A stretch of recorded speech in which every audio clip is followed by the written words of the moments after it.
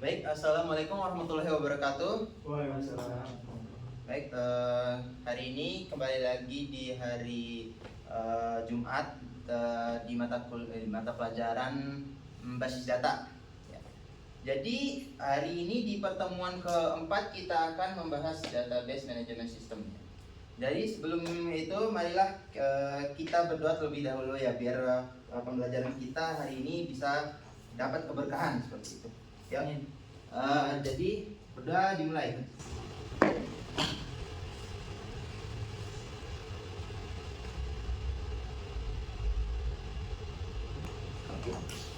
Selesai. Sebelum Bapak mulai pembelajarannya ini, terlebih dahulu Bapak absen dulu ya. Ya, baik Pak. Muhammad Bisma Maulana, Iya. Muhammad Muhtada Azam. Present. Baik. Berarti hari ini hadir semua ya? Hadir Pak. Oke. Jadi pada pertemuan kali ini kita akan membahas terkait DBMS atau Database Management System. Jadi Database Management System ini bagaimana kita manage atau mengatur database kita, data-data kita di database ini. Jadi ini konsep dasar DBMS. Jadi DBMS ini berfungsi sebagai sistem yang mengatur bagaimana data disimpan, diorganisasikan, dan diakses agar dapat digunakan secara efisien. Tanpa DBMS, data biasanya disimpan dalam bentuk file biasa yang sulit dikelola dan rawan duplikasi atau redundansi, dan tidak aman, serta dibutuhkan waktu secara lama untuk mencari atau memproses data tersebut. Jadi contoh DBMS ini kita bisa mendapatinya di kayak sistem penjualan yang dimana dapat menyimpan stok barangnya, transaksi penjualan, laporan harian, dan data pelanggan. Itu semua kita bisa mengelolanya menggunakan DBMS. Semua data yang ada di sini. Terus untuk DBMS ini berfungsi dalam sistem informasi yang memastikan data terkelola dengan baik dan mudah diakses. Jadi seperti apa ya? Nah, sistem akademik kan itu banyak kan data-data mahasiswa, data-data siswa yang kita harus input seperti nilainya, presensinya, itu bakal dapat banyak data. Kan sekolah ada berapa pertemuan dalam satu semester? 16 Pak. 16 pertemuan kan? Iya. Nah itu kita data semua, presensinya, nilai-nilainya. Ya itu kalau cuma satu kelas itu cuma sedikit, ya udah cuma 30 orang lah, 30 orang lebih. Tapi gimana kalau semua data yang di satu sekolah, seluruh sekolah seperti itu? Ya ada yang dari, kalau di SMA ya ada IPA, IPS, terus pembagiannya tuh di IPA ada 8 sampai 10 kelas gitu, yang A, B, C gitu. Nah, sebelumnya ada yang ingin ditanyakan terkait DBMS? Belum Pak. Nanti semua kan DBS itu buat apa, berfungsi buat apa, contohnya kayak gimana. Ya, lanjut. Terus tujuan penggunaan DBMS. Mengapa sih DBMS ini perlu untuk kita gunakan? Ada yang tahu? Selain ini? Itu Pak, ada jawabannya Pak? Ya, secara umum emang kayak seperti ini. Secara umumnya fungsi DBMS ini. Jadi DBMS ini kita bisa menyimpan data secara lebih efisien. Penyimpanan data yang terstruktur dan rapi ini sehingga proses pencarian, penyimpanan, dan pengelolaan data menjadi lebih cepat. Jadi kayak kita cari mau data mau data kelas ini, nilai-nilainya kita bisa cari menggunakan DBMS ini. Lalu yang kedua, menjaga keamanan dan integritas data. DBMS ini membatasi akses sesuai hak pengguna dan memastikan data tetap konsisten dan tidak ada redundansi dan tidak mudah rusak dan nggak hilang-hilang lah datanya. Ini bisa langsung masuk, dijamin aman. Lalu yang ketiga, kita bisa memfasilitasi akses data oleh banyak pengguna yang mendukung penggunaan data oleh banyaknya pengguna secara bersamaan tanpa menimbulkan konflik perubahan. Terus yang keempat, dapat mendukung pengambilan keputusan yang cepat dan akurat. DBMS ini menyediakan data yang akurat dan mudah diolah sehingga membantu menghasilkan keputusan yang cepat dan tepat. Nah, itu fungsi utama DBMS ini. Pokoknya DBMS ini sangat membantu dalam pengolahan data. Itu aja intinya.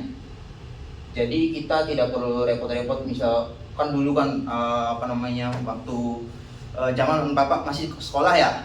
Zaman Bapak masih sekolah dulu tuh. Itu data-datanya itu nggak ada DBMS nih, cuman pakai kertas gitu. Data-datanya cuman gini Arsip gitu, Pak, ya. Jadi banyak kertasnya numpuk gitu, banyak. Hutan jadi gundul, Pak. Aceh jadi banjir. Nah, itu tahu kalian juga dampaknya kan. Oke. Masih ada yang perlu ditanyakan? Kita lanjut. Belum Pak. Hmm. Pak, izin ke kamar mandi. Oh iya. Peran database administrator. Dalam mengelola data, kita tentunya ada yang mengadministrasinya. Administrator ini dapat mengelola struktur basis database-nya ini, lalu memastikan keamanan dan backup datanya. Mengoptimalkan performa sistem basis database dan memastikan data tetap konsisten dan tersedia. Itulah peran dari administrator ini, database administrator. Kan kita udah bahas ya dari tadi DBMS. Ada yang tahu nggak contoh dari DBMS? Pengaplikasian DBMS itu kita pakai apa? MySQL. Oh ya, ini berarti kemarin nggak tidur ini. Ya. Jadi benar ya, kita bisa jadi ada software itu yang namanya MySQL. Tidak hanya MySQL aja, ada banyak yang lain juga. Tapi kita akan memfokuskan pembelajaran kita menggunakan MySQL karena MySQL itu cukup mudah digunakan, praktis, dan ya bisa digunakan di device masing-masing kan. Nah, yang tahu tadi coba baca ini. Apa itu MySQL? Semuanya Pak. Ya, semua. MySQL. Apa itu MySQL? MySQL adalah suatu DBMS open source yang sangat populer. MySQL tersedia secara gratis dan memiliki komunitas pengguna yang besar, sehingga mudah dipelajari dan didukung oleh banyak platform. Banyak digunakan pada aplikasi dan sistem berbasis web. MySQL menjadi pilihan utama untuk website, aplikasi e-commerce, sistem sekolah, blog, dan berbagai layanan online karena cepat, stabil, dan fleksibel. Mendukung pengolahan data berskala kecil hingga besar, mulai dari proyek sederhana hingga aplikasi dengan jutaan data. MySQL mampu menangani proses penyimpanan, pencarian, dan pengolahan data dengan baik. Oke. Makasih. Jadi MySQL itu salah satu DBMS open source karena dia itu kita bisa mengakses MySQL ini lewat website juga. Kita ada PHP admin nanti. Kita bisa di pertemuan selanjutnya kan kita akan merincikan terkait ini, tapi Bapak akan mengulas sedikit terkait MySQL ini. Kita nanti bisa memasukkan code kayak kita mau cari data-data tertentu. Misalnya saya sebagai guru basis data ini. Basis data saya ingin mengakses data di kelas kelas sebelah, bukan kelas ini. Nah, kita bisa cari data-datanya yang tersebut menggunakan MySQL. MySQL ini juga biasanya sering digunakan oleh programmer dalam mendesain bukan mendesain, ini loh, digunakan untuk platform website untuk menyimpan data kayak marketplace lah. Nah itu ada kan kita memasukkan data terkait belanjaan orang, produk yang ingin dijual, pembeli, dan lain sebagainya. Lalu MySQL ini mendukung pengelolaan data berskala kecil hingga besar, mulai dari proyek sederhana hingga aplikasi dengan jutaan data. Nah ini kayak Bapak tadi bilang ya, untuk e-commerce gitu. Jadi MySQL mampu menangani proses penyimpanan, pencarian, dan pengelolaan data dengan baik. Oke. Ada yang ingin ditanyakan?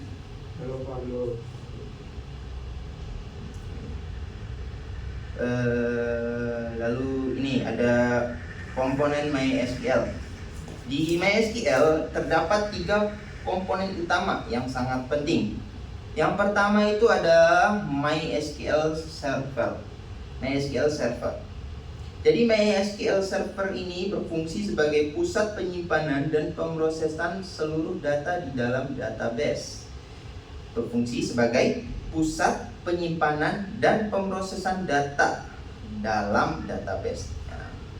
Lalu ada yang kedua, MySQL Workbench. Alat visual yang mendesain database, membuat tabel, serta menjalankan query-query secara grafis. Nanti pertemuan selanjutnya berarti ya MySQL. Kita akan membahas MySQL. Nanti akan lebih perinci lagi di pertemuan selanjutnya, di pertemuan kelima. Lalu ada MySQL Command Line Client, yang dimana antarmuka berbasis teks untuk menjalankan perintah SQL secara langsung, real time. Selanjutnya ini tampilan MySQL Workbench ya. Nah di MySQL Workbench ini kita bisa membuat database baru. Database baru. Nah, setelah kita membuat database, lalu kita membuat di dalam database-nya itu kita bisa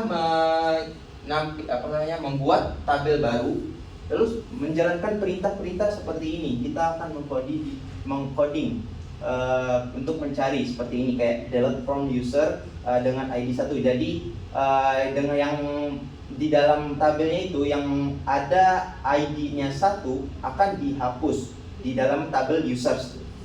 Lalu ada di update user, berarti artinya kita ingin mengupdate data yang ada di dalam tabel users. Set email yang Budi baru example ini statusnya nonaktif nanti, yang dimana ID-nya 1. Lalu ada ini contoh-contohnya aja ya. Ada insert into user, nama, email, passwordnya. Nanti kita ini insert into user. Jadi kita menginputkan data, nama, email, password, dan statusnya ini di dalam tabel user dengan nilainya itu Budi sebagai nama dan budiexample.com itu sebagai email dan 12345 sebagai passwordnya dan status aktif. Nah, terus kita juga bisa mendelete from ya seperti yang di atas saya untuk menghapus data yang dimana yang ID-nya itu 1 yang kayak tadi. Ya ini hanya contoh kecil dari penggunaan DBMS di MySQL ya, karena kita akan bahas selanjutnya di pertemuan berikut. Apakah ada yang ingin bertanya? Atau udah pernah lihat nggak ini? Pernah lihat nggak familiar nggak sama sintaks-sintaks ini? Pernah lihat. Lihat, Pak. Oke. Atau masnya pernah ini dulu ya? Pernah pengembangan website itu? Pernah. Pernah. Oh iya, bagus ini. Nilai plus buat kamu karena udah mau mencoba hal baru sebelum orang lain mengajarkannya. Terima kasih Pak. Oke. Aduh, udah habis, thank you. Tapi prank. ini bukan hanya menjelaskan ini, tapi Bapak minta ada tugas buat kalian ini untuk menginstalasi salah satu DBMS atau MySQL. Ya, kita akan untuk mengakses MySQL ini kita perlu software yang namanya SAMPP. Nah, Bapak mau kalian mendownload dan menginstalasi SAMPP ini di laptop dan komputer kalian. Nah, ini Bapak kirim tutorial instalasi dan downloadnya di grup ya.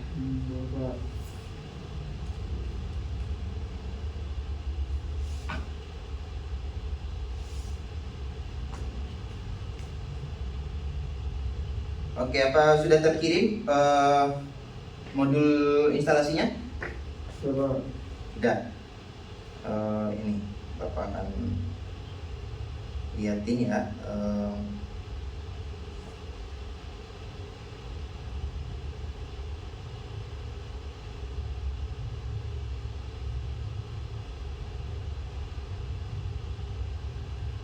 Nah, ini modul 1 instalasi DBMS MySQL atau kita downloadnya SAM ya.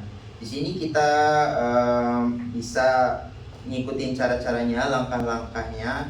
Kalian ikuti dulu langkah-langkah yang telah Bapak buat ini, unduh dan instalasi SQL ini dan sampai seterusnya ya.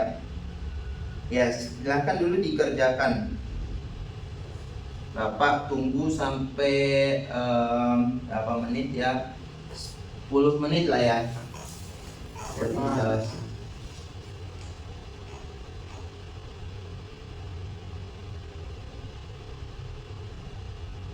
Kalau ada yang mau ditanyakan langsung aja ke depan, tanyain ke Bapak atau yang nggak bisa tanyain ke temannya lah, temennya. Nah, temennya itu harus harus kasih tahu, harus berbagi ilmu ke teman-temannya.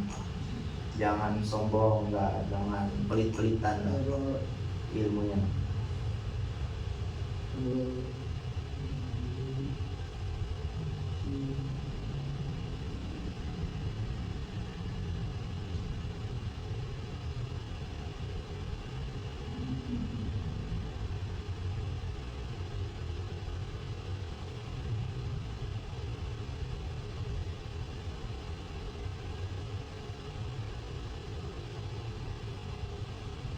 Di dalam modul ini sudah Bapak masukkan terkait ini cara membuat user baru di MySQL. Kita bisa login gitu di MySQL. Nah, ini Bapak akan lihat tampilan di SAM-nya ya.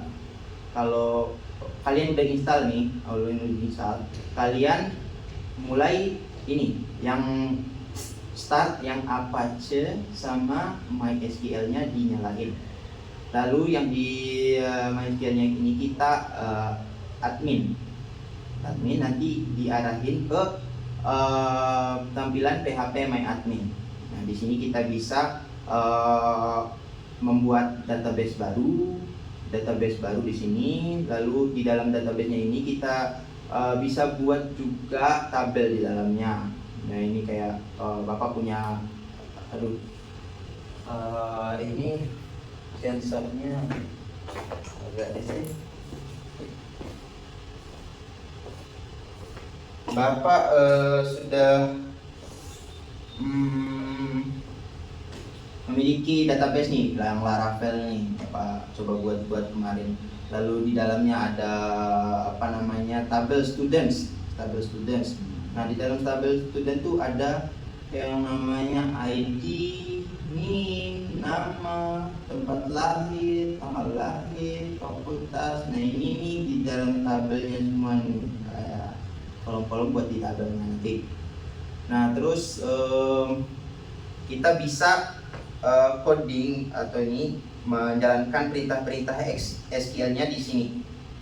Nah, jadi kita bisa kayak Bapak bilang tadi, bisa select from, bisa delete, bisa mencari data-data itu.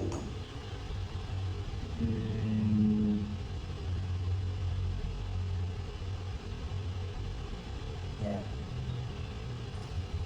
Gimana? Udah selesai semua? Sudah selesai instalasi? Sebentar Pak.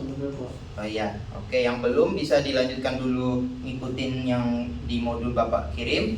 Terus yang sudah, Bapak pengen tes kalian, kalian bisa cari dimanapun di internet lah, di di browser kalian masing-masing. Cara untuk menjalankan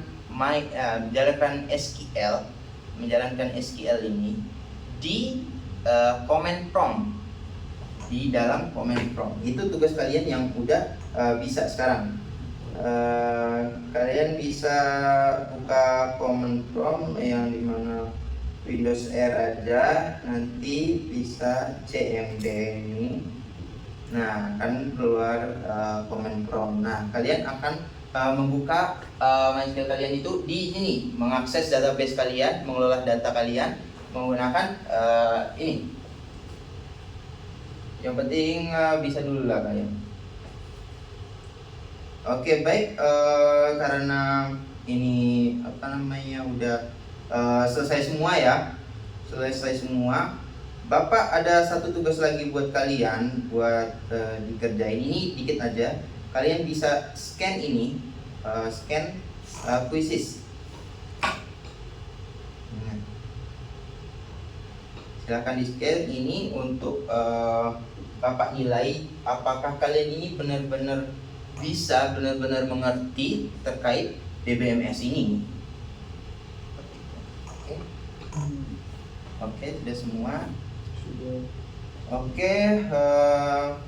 Untuk penjelasan DBMS ya cukup sekian Bapak rasa, karena waktu juga Bapak tidak begitu lama, bisa lama di kelas ini, harus mengajar juga di kelas lain. Jadi Bapak harus mohon maaf. Aduh, Pak, maaf, baru balik perut saya kaget aja. Silakan dulu aja. Aduh. Dari tadi di awal ya kita udah sudah belajar terkait apa itu DBMS, bagaimana instalasi MySQL, terus ada tadi kita belajar tujuannya, WordPress dan lain-lain lah. Ada sedikit code-code juga tadi, sintaks-sintaks yang bisa kita gunakan untuk MySQL di MySQL kita. Ya begitulah kira-kira untuk pertemuan kali ini. Bapak rasa cukup sekian saja untuk hari ini. Atau habis ini kalian mau kemana? Aduh, kita habis ini mau wawancara, Mas. Wawancara Tugas bahasa Indonesia. Oh iya. Iya. Ya, itu emang terjadwal kemarin aku. Iya. Oke, untuk kalian yang habis ini ada kegiatan lagi, semoga lancar kegiatannya. Dan setelah pulang ini yang nggak ada kegiatan, Bapak mohon langsung pulang saja, karena mungkin ada kekhawatiran dari orang tua kalian nantinya gimana, kalian telat pulang gimana. Jangan sampai lama-lama lah, jangan sampai keluyuran ke sini ke situ. Nanti soalnya banyak Bapak lihat-lihat tuh ada pergi ke mall lah, inilah itulah. Oke, baik, Bapak akhiri saja ya untuk mata pelajaran ini. Sekian dari Bapak. Assalamualaikum warahmatullahi wabarakatuh. Waalaikumsalam. Ah ini yang mau kedatang gitu, maksudnya ngedit anjing. Ah, bebas. Doang gitu. Singkat dikit doang.